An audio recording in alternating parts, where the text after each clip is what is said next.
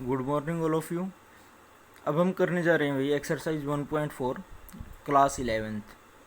ठीक है, तो 1.4 में हम लोग पढ़ेंगे वेन डायग्राम के बारे में और इंटरसेक्शन, यूनियन, इनकी प्रॉपर्टीज़ के बारे में।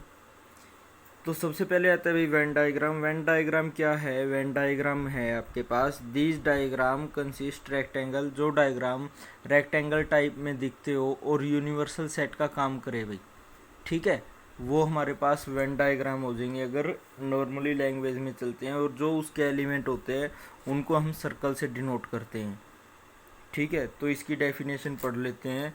Most of relationships between set can be represented by mean of diagram which are known as Venn diagram।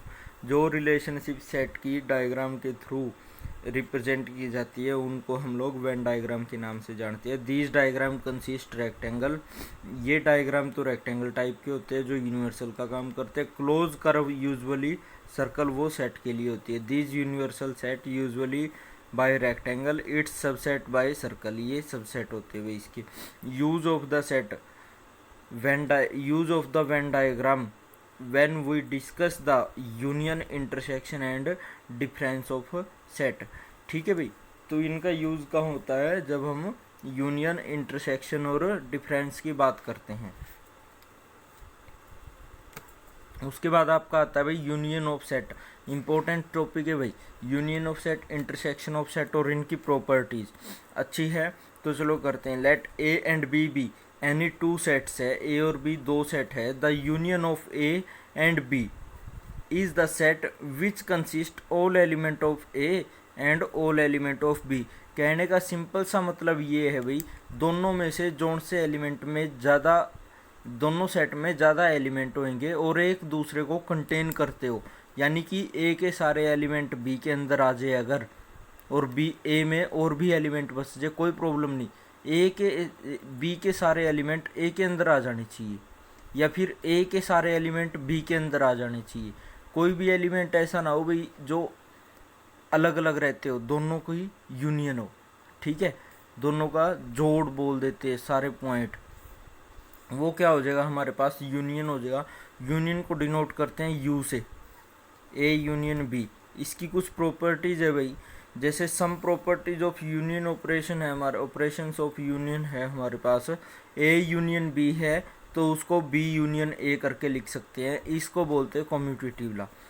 उसके बाद भाई तीन सेट आ गया आपके पास ए बी सी।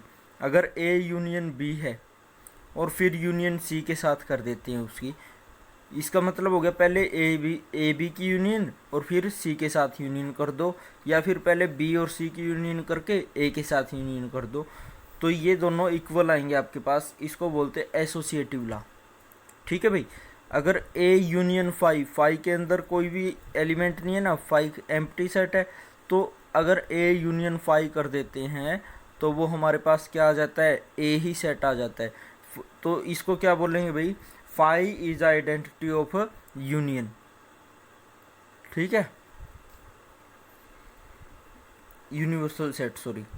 तो ए यूनियन ए आइडेम्पोटेंट, यानी कि दो सेट है, दोनों की यूनियन और सेम सेट है, तो उनमें से एक ही सेट आ जाएगा।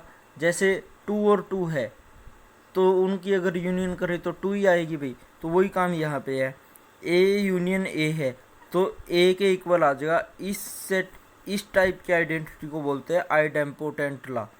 ठीक है, उसके बाद है यूनिवर्सल सेट की और ए की यूनियन अगर करे तो यूनिवर्सल सेट बड़ा है ना भाई, तो ये क्या आ जाएगा? Simply universal set, law of universal set.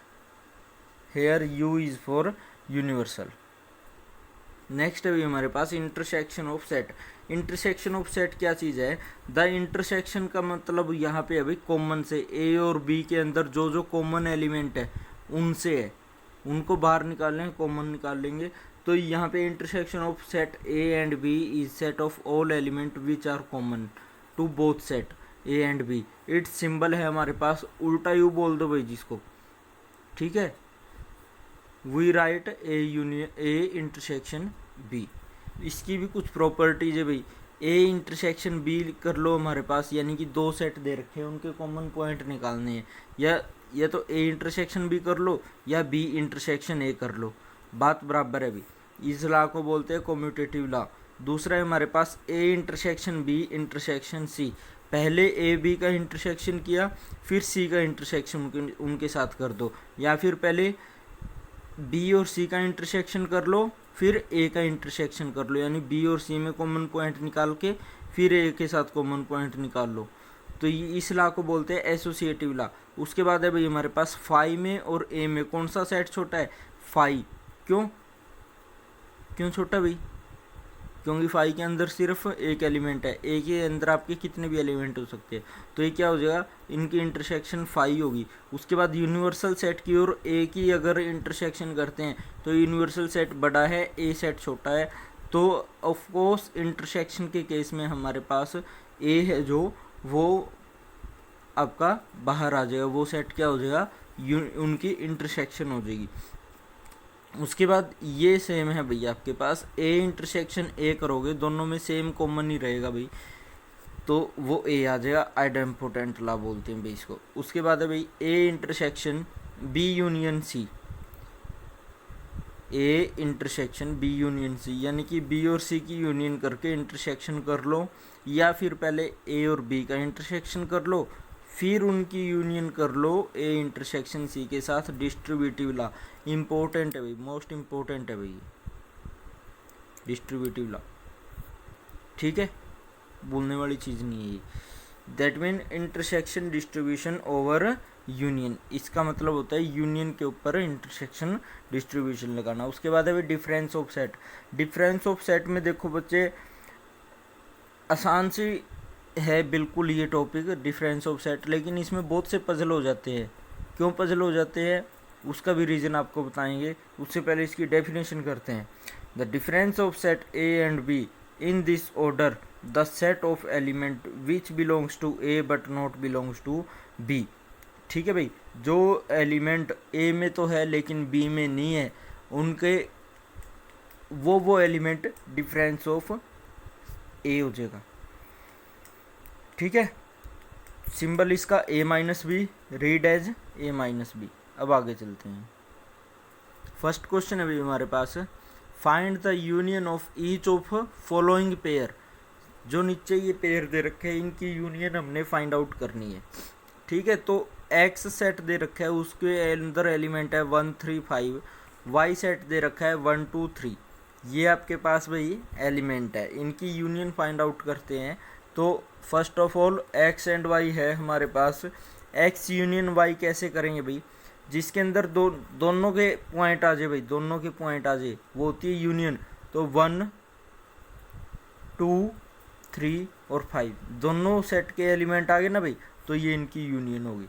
उसके बाद दे रखे भाई ए सेट दे दिया आपको ए ई आई ओ यू, बी दे दिया ए बी सी, तो इनकी यूनियन क्या हो जाएगी भाई, ये भी सारे एलिमेंट आ जाएंगे, इधर से बी और सी नहीं है यहाँ पे, वो भी लिख देंगे ए बी सी, उसके बाद ई आई ओ यू।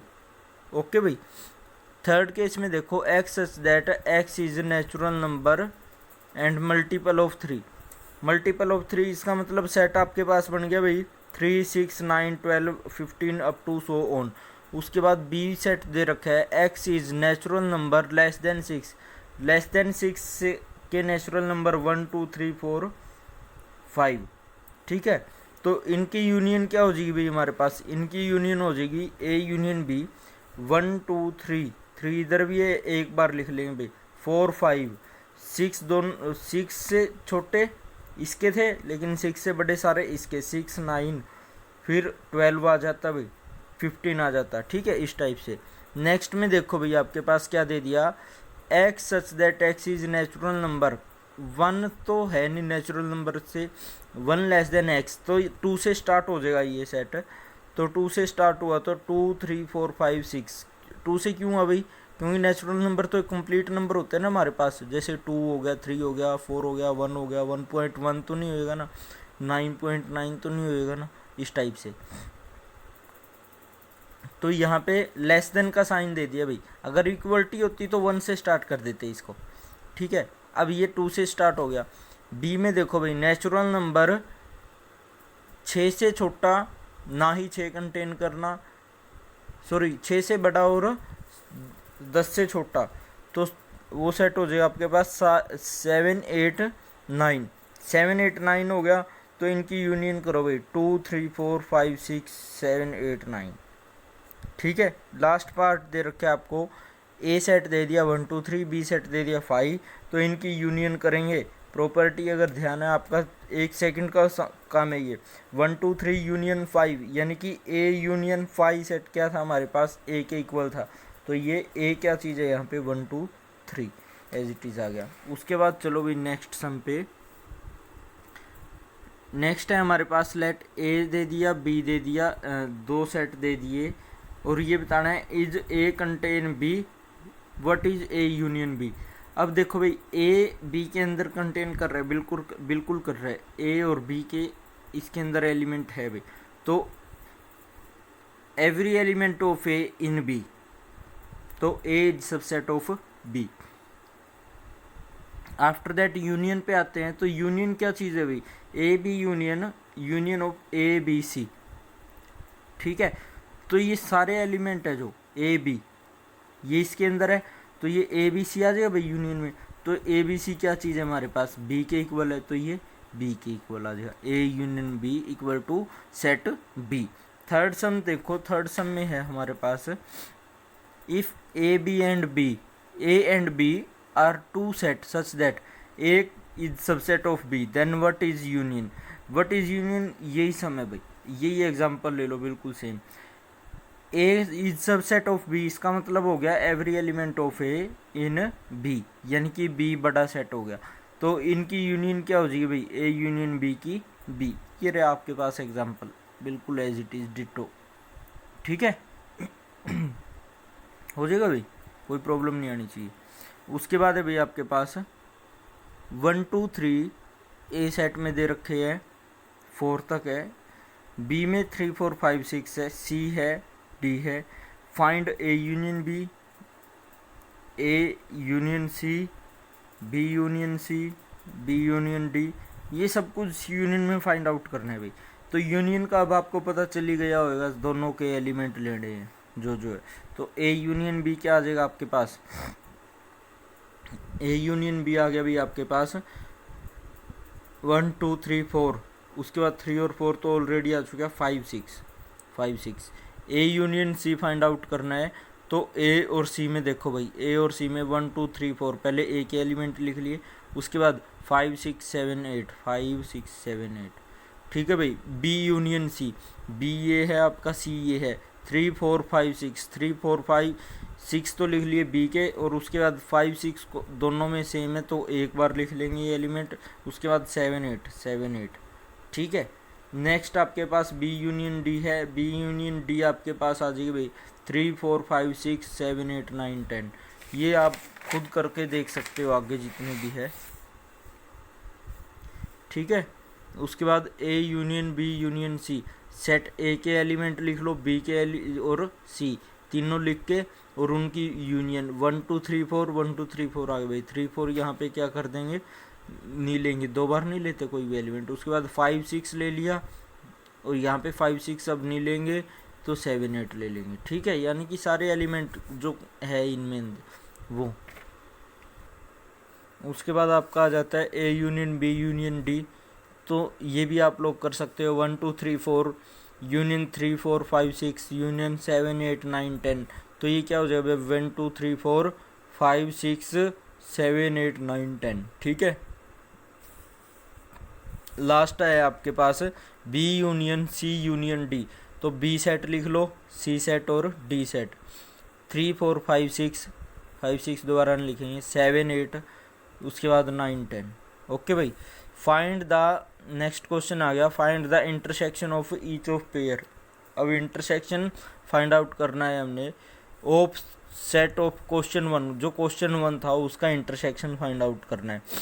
तो एक्स हमारे पास था भाई 1 3 5, वाई हमारे पास था 1 2 3। अब कॉमन एलिमेंट देखो, 3 इसके अंदर है, 3 इसके अंदर है, 1 इसके अंदर है, 1 इसके अंदर है, तो 1 3 हमारे पास क्या हो जाएगा इनका इंटरसेक्शन हो जाएगा।